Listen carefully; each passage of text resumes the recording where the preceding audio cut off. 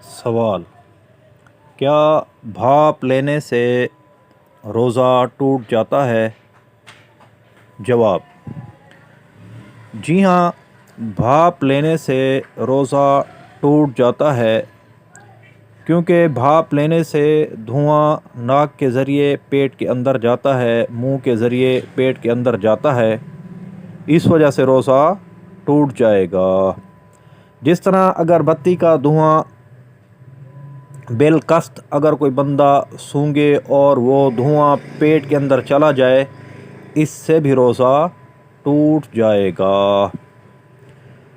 اگر بھاپ ویکس کے ذریعے لیں یا خالی پانی سے جو دھواں نکل رہا ہوتا ہے، دونوں صورتوں میں بالقصد دھواں اگر اندر لیا تو روزہ ٹوٹ جائے گا۔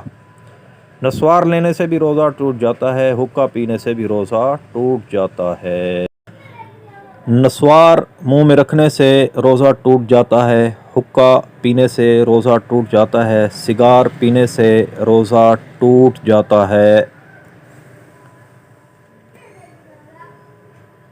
صلو علی الحبیب صلی اللہ تعالی علی محمد صلی اللہ علیہ وآلہ وسلم۔